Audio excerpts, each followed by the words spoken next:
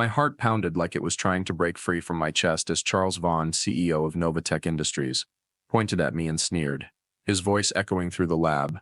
"Hey, janitor's kid, you think you can fix this impossible engine?" I stood frozen by the metal door, my old backpack slung over one shoulder, feeling the weight of 100 eyes on me. Dozens of engineers in slick suits turned, their lips curling into mocking grins, like I was some cheap punchline at a company-wide meeting. I was just Samuel Turner, a 16-year-old nobody, son of William Hayes, the janitor mopping the floor in the corner. I'd only come to see my dad after school, but now I was the center of their ridicule. Charles loomed tall, his silver hair slicked back, his eyes cold enough to crush me. The 12-cylinder prototype engine, worth $4 million, sat in the middle of the room, silent as a curse. It was Novatech's pride, meant to revolutionize the auto industry, but for weeks it wouldn't start, not for anyone, not even their top brains. And now this arrogant CEO decided to make me his laughingstock. The engineers' laughter hit me hard, sharp and cruel, dragging me back to the hallways of Pittsburgh Central High, where kids like Tommy Grayson would slam me into lockers, jeering, "What's the janitor's kid gonna do? Build a spaceship?" They'd smashed my science fair model last year, a mini engine I'd spent months on, inspired by lessons from George Mason, our old neighbor, before he passed. I looked at my dad, standing quietly in the corner, gripping his mop, his eyes pleading with me to walk away. But then I touched the old watch on my wrist, my mom's last gift, etched with "Truth runs forever," and I knew I couldn't back down. The lab at Novatech Industries headquarters, 800 Steel Road, Pittsburgh, Pennsylvania, was massive, like a cathedral of steel and glass. The air reeked of motor oil, mixed with a heavy dose of corporate arrogance that made my stomach churn. Fluorescent lights glared down on the prototype engine, perched on a pedestal, its chrome curves gleaming like a work of art. It was designed to change the car industry, but for weeks it had been nothing but a useless hunk of metal. Engineers, their name tags glinting on their chests, whispered nervously to each other. I caught snippets of millions in funding, and failure's not an option. Charles Vaughn, in a sharp gray suit, stood at the edge of rage and smugness. He ran Novatech like an empire, and I knew he hated failure more than anything. But instead of chewing out his team, he zeroed in on me, the nobody kid by the door, as a way to blow off steam. "So Samuel," Charles went on, his voice dripping with sarcasm, "you gonna sweep the floor like your old man, or you got something to prove?" The laughter roared again, louder, slicing into whatever pride I had left. My face burned, blood rushing to my cheeks. Memories flooded back, uninvited. I saw Tommy Grayson, the bully who'd shoved me into lockers, and mocked. "You think you're a genius 'cause you can turn a wrench." He'd smashed my engine model, the one I'd poured 3 months into, just because I dared to dream bigger than my janitor's kid label. The worst part, when I brought the broken pieces home, Dad just held me and said, "Don't let them define you." I wanted to believe him, but every taunt made me feel smaller. I glanced at Dad again. He stood there, shoulders hunched, hands trembling around the mop handle. I knew he wanted me to leave, to avoid trouble. He'd spent his life in silence, working quietly at Novatech to raise me. Ever since Mom, Sophie Larson, died in a lab accident, in this company's Lab 7, when I was a baby. Dad rarely talked about her, but I knew he carried a pain that never faded. Mom was a brilliant engineer, someone Dad once called a fire nothing could put out.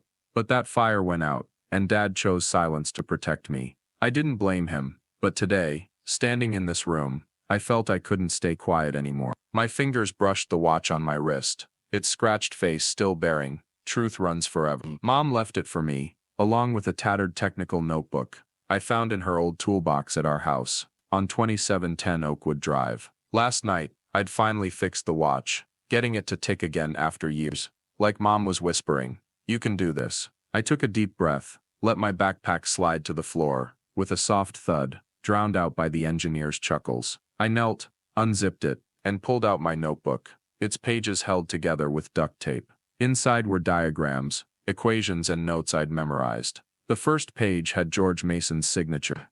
My old mentor, a retired engineer who lived next door. He'd caught me fixing a busted bike at 10, and decided I was worth teaching. "You've got your mom's mind," he'd said, and I clung to those words like a lifeline. "What's he doing doodling?" Brian Foster, one of the engineers, scoffed, his voice thick with doubt. I didn't answer, flipping to a page of engine schematics I'd studied night after night. "Oh!" The whispers grew sharper. That's our design. One engineer.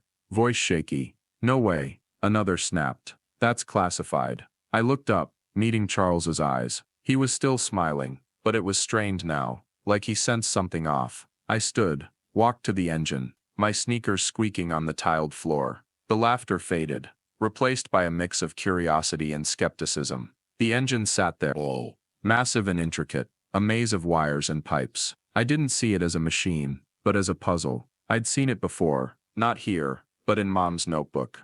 The lines, the details, they matched her drawings from before she died. My pulse raced, not from fear, but from realization. This wasn't just Novatech's engine, it was hers. I leaned in, my hands moving fast, like they were guided by something bigger. I popped off a casing, checked the control system, and found what I was looking for. A tiny capacitor, overlooked and fried. Mom used to say.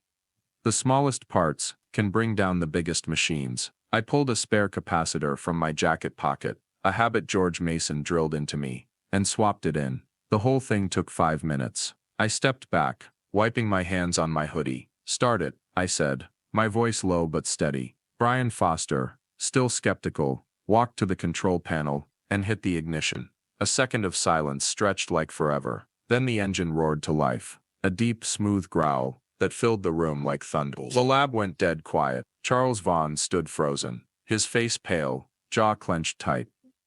The engineers stared, some with mouths open, others leaning closer to the engine, like it might explain itself. Brian turned to me, his eyes wide with shock and confusion. "Your notebook," he said, voice trembling. "It's Sophie Larson's design." My hand started shaking, not from exhaustion, but from a wave of emotion crashing over me. The secret I'd carried for years. Now. About Mom, her genius, what Novatech did to her, was spilling out like water through a broken dam. Charles looked at me, his eyes no longer mocking but panicked. The engineer began murmuring, some pulling out phones, not to record, but to snap pictures of my notebook. I knew this moment wasn't just about fixing a machine. Yeah. Was the start of something much bigger. I gripped the watch on my wrist, feeling its warmth, and thought, "Mom, I'll make them pay." A fire ignited inside me, the same fire Mom once carried, and I knew I wouldn't stop until the truth was out. In the dim garage at home, I flipped through my mom's notebook and froze when I saw a line of Morse code. "They know the truth. Don't trust Lab 7. The short and long dashes, scrawled in blue ink on faded yellow paper, felt like a whisper from my mom, Sophie Larson, who'd been gone for 16 years. I sat there, under the weak yellow glow of a desk lamp, in our tiny garage at 2710 Oakwood Drive, Pittsburgh, on the night of May 24th, 2025. Rain pattered outside, each drop echoing my restless mind.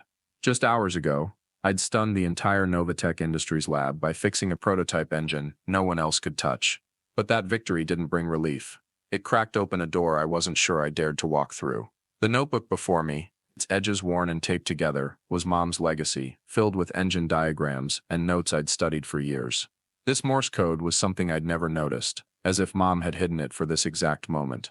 I touched the old watch on my wrist, her last gift, etched with "Truth runs forever." I'd fixed it last night, and it ticked now, like a sign she was watching. But what was the truth she meant? And why did I feel it could destroy everything? Novatech, Charles Vaughn, and the quiet life my dad, William Hayes, had fought to give me. My hands shook, not from the cold, but from knowing I was standing at a crossroads with no way back. Our small garage smelled of motor oil and old wood, with Mom's tools still neatly lined up on a rack, as if she'd just stepped away. The old desk lamp cast a faint glow on the notebook, highlighting Mom's elegant handwriting. I turned the pages, my heart racing with every intricate engine schematic, every equation I'd memorized as a kid. Mom had been Novatech's best engineer, a genius Dad called a fire nothing could extinguish. But that fire went out in a lab accident, in Lab 7, when I was a baby. Dad never gave details, just said it was an explosion. I wasn't a kid who believed vague stories anymore. Since finding this notebook in Mom's toolbox at 13, I knew something was off. The drawings inside, especially the engine I fixed today, were too close to what Novatech called their breakthrough. And now this Morse code felt like a warning from Mom, sending chills down my spine. I closed my eyes, letting memories flood in. I saw Mom sitting with me in this garage when I was 5, teaching me to sketch engine diagrams on scrap paper. "Samuel," Every machine has a story, she'd say, her voice warm but fierce. You have to find its story. I'd been mesmerized by her lines, like they were magic. But then she was gone, leaving me with Dad, and a void nothing could fill. Dad did his best, working 12-hour shifts at Novatech, but he rarely spoke of Mom. I only knew her through fleeting stories, and this notebook. But today when I fixed that engine in front of Charles Vaughn and his engineers, I felt her, like she was guiding my hands. And now this Morse code scared me. Not because it was cryptic, but because I knew it would change everything. I opened my eyes, grabbed a sheet of paper, and started decoding. The dashes and dots formed words. They know the truth. Don't trust Lab 7. My chest tightened. Lab 7, where Mom died. What was she trying to say? That the accident wasn't random. That Novatech, or even Charles Vaughn, had hidden something. I flipped through the notebook, searching for more clues. An old note, in Mom's handwriting, mentioned stolen designs, and they want me out. I trembled, realizing the engine I'd fixed wasn't just similar to Mom's design. It was her design, hijacked and tweaked by Novatech. Anger surged, but doubt dragged me down. I was just a 16-year-old kid, a janitor's son. How could I take on someone like Charles Vaughn, who ran a tech empire? Another memory hit me, this time of George Mason, the neighbor who changed my life. He was a retired engineer, living a few houses down in Pittsburgh. When I was 10, he caught me fixing a broken bike, and decided to teach me everything he knew. You've got fire, Samuel, he'd say, his eyes gleaming. Don't let anyone put it out. In his garage, we tore apart motorcycle engines, drew schematics, and talked about dreams. George signed my notebook, like a promise I'd do something great. But he passed 2 years ago, leaving me with his final words. Don't let anyone define you. I gripped the notebook, seeing his signature next to Mom's drawings. They both believed in me, but I was scared. That challenging Charles would cost Dad his job, scared I wasn't strong enough to bring the truth to light. The garage door creaked, and Dad walked in, his eyes heavy with worry. Samuel, what are you doing out here at midnight? He asked, his voice rough. I looked up, the notebook still open. I found this, I said, pointing to the Morse code. Mom knew something about Novatech. Dad, they stole her design. Dad's face paled, his hand gripping the doorframe. Don't dig into this, Samuel, he said, his voice shaking. I lost your mom. I can't lose you too. His words hit me like a punch to the gut. I knew he was scared, but I saw the pain in his eyes, the pain of a man who'd stayed silent too long. Dad, Mom deserves justice, I said, my voice steadier than I felt. I can't stop now. Dad sat beside me, and for the first time, he talked about Mom. She was the best at Novatech, he said, his eyes misty. But she found something about her designs, about the company. Then the accident happened. I thought staying quiet would keep you safe. I looked at him, seeing the guilt he'd carried for 16 years. I'll protect Mom's legacy, I promised, touching the watch. Dad nodded, still worried. I turned back to the notebook, analyzing the engine again. After hours, I was certain Novatech didn't just steal Mom's design. They botched it, causing the capacitor fault I'd fixed. This was the proof I needed. As dawn broke, I closed the notebook, tucking it into my backpack, with an old phone. I'd recorded everything yesterday. Charles's taunts, the engine starting. It would be my weapon. The watch on my wrist ticked, like Mom's heartbeat, reminding me the truth couldn't stay buried. I stood, resolve burning inside me. Tomorrow, I'd return to Novatech, not to fix machines, but to confront Charles Vaughn. I'd make him, and the company, pay for what they did to Mom. I stood before Charles Vaughn, my heart pounding like a drum, and raised my old phone, my voice trembling but firm. This engine belongs to my mom, and you killed her to cover it up. The Novatech Industries lab at 800 Steel Road, Pittsburgh, fell into a dead silence. The 12-cylinder prototype engine, worth $4 million, roared behind me, a testament to my accusation. Today, the morning of May 26, 2025, fluorescent lights bathed the vast room, but the air was suffocating. Dozens of engineers, staff and executives crowded around the engine's pedestal, their eyes flickering between shock and suspicion. Charles, in his pricey gray suit, stood frozen, his sharp eyes now flashing with panic. I felt the watch on my wrist, Mom's last gift, etched with "Truth runs forever," burning like it carried her strength. My mom's notebook, open on the lab table, with the Morse code, "They know the truth. Don't trust Lab 7," stood as undeniable proof. I was no longer the shy kid bullied at Pittsburgh Central High, no longer just the janitor's son who kept his head down. Today I was my mom's voice, and I'd make Novatech pay. My dad, William Hayes, stood beside me, his hands clenched, his eyes a mix of fear and pride. I knew there was no turning back, but for the first time, I felt truly alive. Last night, in our garage, I'd pored over Mom's notebook, decoded the Morse code, and uncovered a horrifying truth. The prototype engine was my mom's design, stolen by Novatech, after she died in a lab accident, in Lab 7. Now standing in the lab, I felt anger surging, tinged with fear. Yeah, too. Charles Vaughn was no pushover. He ran Novatech like an empire. And I was just a 16-year-old kid, with a notebook and a recorded video. But as I locked eyes with Charles, seeing his arrogance crack, I knew I had a chance. What are you babbling about, kid?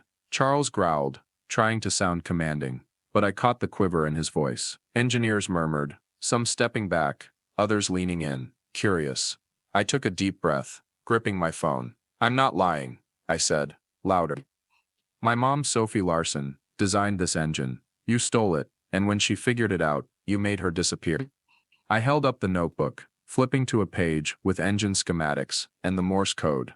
This is proof, I said, pointing to the diagrams. My mom drew these before she died. And this, I pointed to the Morse code, is her warning. She knew Novatech was hiding something in Lab 7. The room erupted in whispers. An engineer, Brian Foster, stepped forward, his eyes wavering between doubt and unease. I recognized him, the one who'd whispered that my drawings looked like Mom's. Let me see, Brian said, his voice low. I handed him the notebook, my hands shaking slightly. Brian flipped through the pages, his eyes widening. My God, he muttered.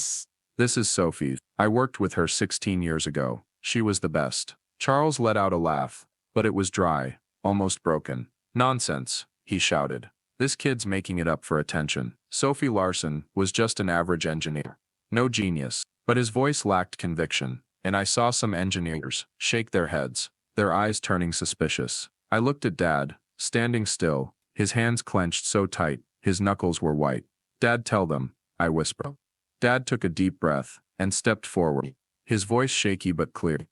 Sophie wasn't average, he said, staring at Charles. She was the heart of this project. But when she asked about her stolen designs, Lab 7 had a malfunction. I overheard engineers whispering about a deliberate explosion, but I stayed quiet, because I was afraid of losing Samuel. The room seemed to hold its breath. My eyes stung, not from sadness, but because Dad had finally broken his 16-year silence. Charles raised a hand, trying to regain control. Enough, he roared. You and this kid are fired. Effective immediately, but before he could say more, Brian cut in. Not so fast, Charles, he said, his voice icy. I worked with Sophie. She told me about this design, and I stayed silent when she died. I was wrong. Brian turned to me, his eyes full of regret. Samuel, I have a USB drive, with your mom's old files. It proves she created the engine. I was stunned, not expecting Brian to take my side. Another engineer, Stephen Cole, who'd always been neutral, stepped up. I knew Sophie too, he said, his voice steady. These drawings match old archive files. I'll check the system to confirm. The engineers' murmurs grew louder. Some nodding, others glaring at Charles. I felt a surge of strength, like Mom was here, guiding me. You want the truth, I said, my voice ringing out.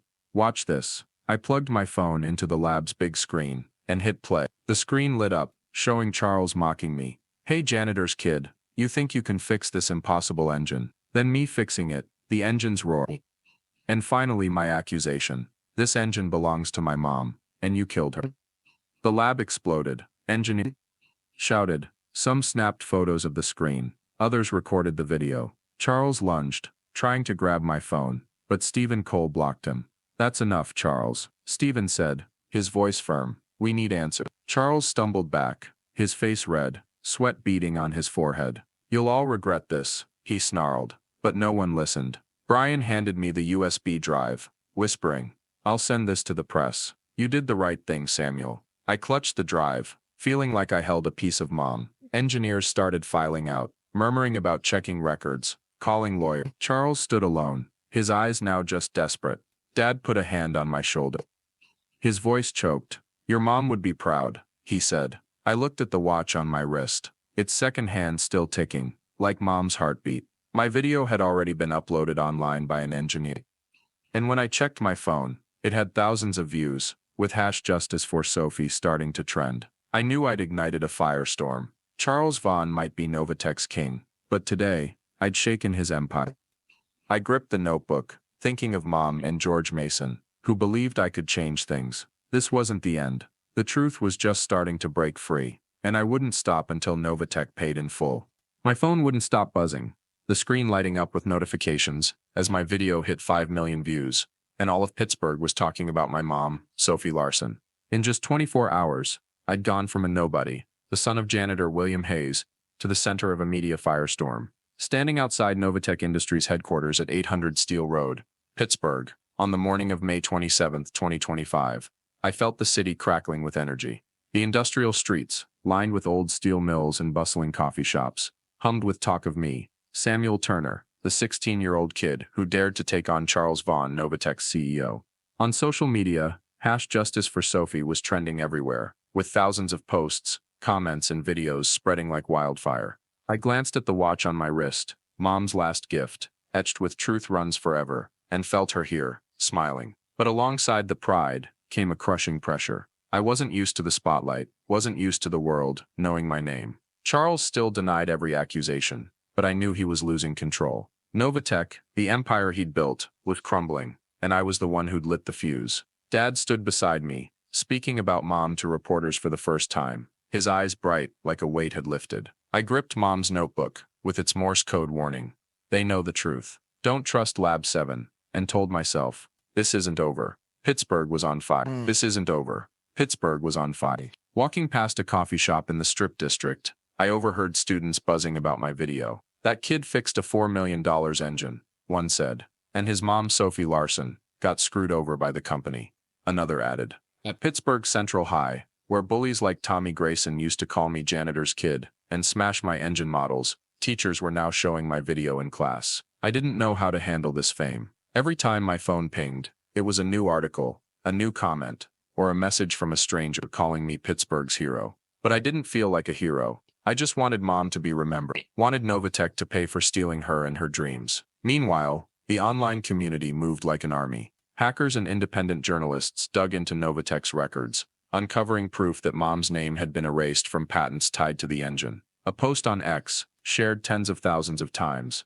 revealed old documents, showing Sophie as the project's lead designer 16 years ago. I got a message from Brian Foster, the engineer who'd worked with Mom, and redeemed himself by giving me a USB drive with her files. I sent the USB to a Pittsburgh Post-Gazette reporter. Brian wrote, "They're investigating Lab 7. You opened a door no one dared touch." I read the message, feeling both relieved and tense. Lab 7, where Mom died, had been sealed off after the accident, and now the world was asking, what was Novatech hiding? The Pittsburgh Creators Collective, a group of local engineers and innovators, reached out that afternoon. They invited me to a press conference at a community center in Lawrenceville, wanting me to share my story. I hesitated, not used to speaking to crowds, but Dad gripped my shoulder, his voice steady. "You started this, Samuel," he said. "Tell them about your mom." I nodded, pocketing my phone and grabbing Mom's notebook. The press conference was packed, with reporters, engineers, and Pittsburgh locals crammed into the auditorium.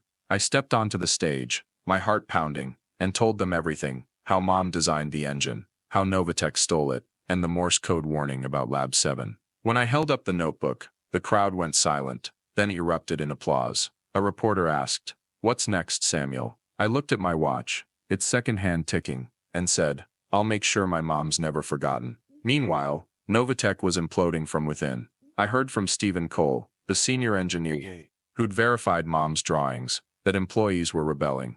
Dozens tossed their Novatech badges onto the lab floor, a symbol of defiance. "We believe you, Samuel," Stephen texted. "Charles has lost control." News outlets reported small protests outside Novatech's headquarters, with Pittsburgh locals holding signs reading "Justice for Sophie." Charles appeared on TV, trying to deny the accusations, but his voice shook, his eyes frantic. "This is a smear campaign," he declared, but no one bought it. A Pittsburgh Post-Gazette article revealed that federal authorities had launched an investigation into Novatech, based on the USB files Brian provided. By the morning of May 28th, everything hit a breaking point. I stood with Dad and Brian, outside Novatech's headquarters, when 3 black federal SUVs pulled up. Agents in bulletproof vests marched in, And before a crowd of employees, reporters and onlookers, they led Charles Vaughn out, his hands cuffed. He kept his head down, no trace left of the arrogance of the CEO who'd mocked me. Cameras flashed, capturing the moment Charles was shoved into a vehicle, his face pale. Novatech employees on the steps cheered, like they'd been freed. I looked at Dad, his eyes red. "You did it," he whispered, hugging me tight. I touched my watch, its second hand still ticking, and felt Mom smiling, somewhere satisfied that justice had won. The crowd roared, chanting my name, but I didn't feel like the center of it. I was just part of the story, Mom started. The media hailed me as Pittsburgh's hero, with headlines like 16-year-old topples tech giant. But I knew Novatech wasn't fully down. Lawsuits were being filed, and the company faced millions in fines. I stood there, in the eye of the storm, feeling both powerful and fragile. The Pittsburgh Creators Collective messaged, inviting me to a tech expo to honor Mom. I agreed, but deep down, I knew justice wasn't complete. There was someone important from Mom's past I needed to meet, someone who could help me understand the full truth. I gripped the notebook, thinking of Mom and George Mason, who'd passed me this fire. Novatech might be crumbling, but Mom's legacy would never fall. I held Eleanor Grant's hand, feeling my mom's strength, Sophie Larson, in every story she shared, as if Mom were standing here smiling at me. On the night of May 30th, 2025, I stood outside Novatech Industries headquarters at 800 Steel Road, Pittsburgh, my breath forming white clouds in Pennsylvania's cool air.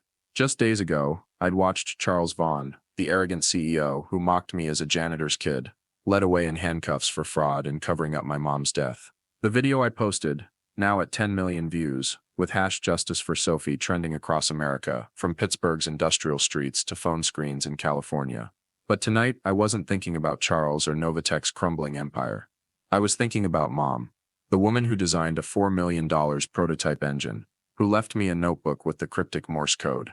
They know the truth. Don't trust Lab 7. And who passed me a fire that never dies. Eleanor, Mom's best friend from their Carnegie Mellon days, stood beside me, her eyes sparkling as she recalled late nights when Mom sketched engine diagrams on scrap paper in their dorm.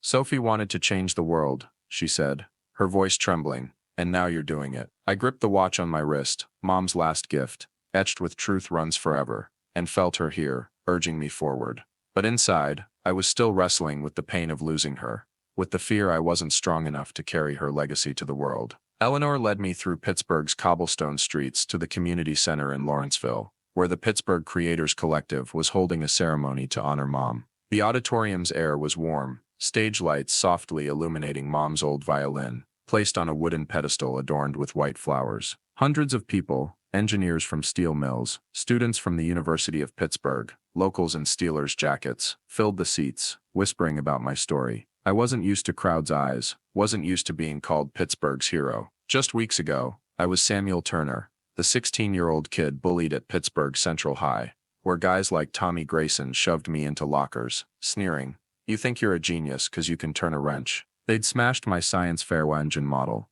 something I'd spent 3 months building. But now, I stood here, no longer ducking my head, carrying Mom's notebook and lessons from George Mason, my late mentor who said, "Don't let anyone put out your fire." My dad, William Hayes, sat in the front row, his old suit a bit tight, but his eyes shone with a pride I'd never seen. He'd broken his 16-year silence, telling reporters about Mom, and now he seemed freed from the weight of his past. Eleanor handed me a stack of Mom's letters, fragile pages holding her soul. I sat in a corner of the auditorium, flipping through them, my hands trembling as I read her words in blue ink. In one letter, she wrote about her dream. "I want young engineers, no matter how poor or overlooked, to have a shot at turning ideas into reality. The world needs dreamers who dare big." Her words hit me like a sweet knife, cutting into my heart, reminding me this story wasn't just about justice or taking down Charles Vaughn. It was about carrying her dream forward, building a future where no one gets left behind. I turned to another letter, where Mom wrote about me as a baby.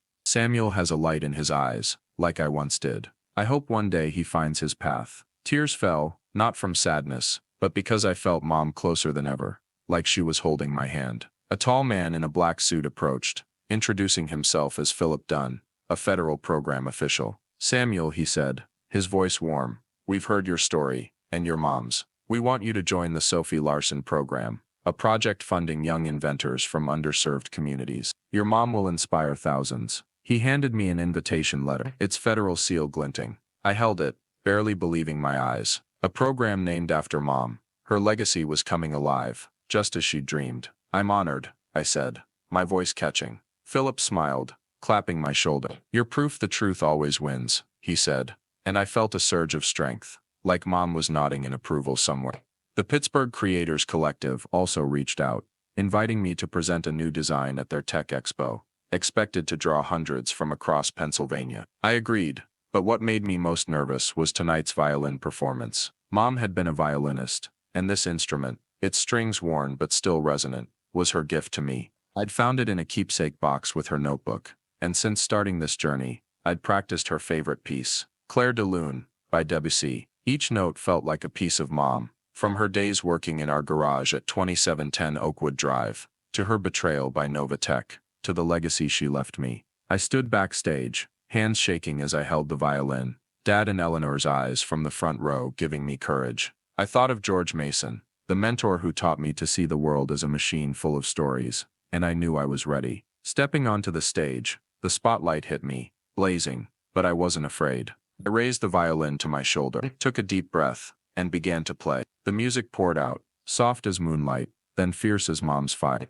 Each note told her story, from her big dreams in our tiny garage, to the pain of Novatech's betrayal, to the triumph of truth through me. The auditorium was silent, not a sound, just the violin's echo, like time had stopped. I closed my eyes, feeling Mom here, guiding each bow stroke. Memories flashed, the day I fixed the engine in front of Charles, the day I decoded the Morse code, the day Charles was cuffed. As the final note faded, I opened my eyes, expecting applause. But no one clapped. They sat still, some wiping tears, like the music had touched something deep inside them. Then Dad stood, clapping slowly, and the room exploded, applause crashing over me like waves. I stepped off the stage, hugging Dad and Eleanor, feeling like I was embracing both past and future. Outside the community center, a massive billboard lit up Pittsburgh's sky, showing Mom and me, with the words Sophie Larson, Truth Lives for All. I stared, tears streaming, but this time, from joy. I realized I wasn't just Mom's son, I was her voice, carrying her dream forward. Yeah. The Pittsburgh Creators Collective had planned the expo, where I'd unveil a new engine design, inspired by Mom. The Sophie Larson program would fund dozens of young inventors from neighborhoods like mine, and I'd be part of it, helping people like Mom shine. Dad held my hand, his voice choked. You did it, Samuel, he said. Your Mom's smiling. I looked at my watch, its second hand ticking like Mom's heartbeat, and knew he was right. Back home at 2710 Oakwood Drive, I sat in the garage, flipping through Mom's notebook. The Morse code was still there, a reminder that truth can't be buried. I thought about this journey, from the day Charles mocked me, in front of Novatech, to the moment he was cuffed, to tonight's violin performance, that brought Mom back. I wasn't the scared kid anymore, no longer defined by Tommy Grayson's taunts, or anyone else's. I was Samuel Turner, the kid who brought a giant like Novatech to its knees, and I'd keep carrying Mom's legacy further. Yeah. With the Sophie Larson program, and the Pittsburgh Creators Collective support, the future stretched out before me, bright as the fire Mom passed down. I thought of George Mason, Dad, Eleanor, and everyone who believed in me. They were why I stood here. Wait. And I'd never forget that. Thank you all for joining me and Mom on this journey. From an overlooked kid, I found the strength to fight for justice, and I hope this story inspires you to stand up for what's right. If you felt Mom's fire through this journey, please hit the like button, subscribe to the channel, and turn on notifications so you don't miss our next story. Let's keep spreading justice and dreams that never die, just like Mom did. Thank you, from the bottom of my heart.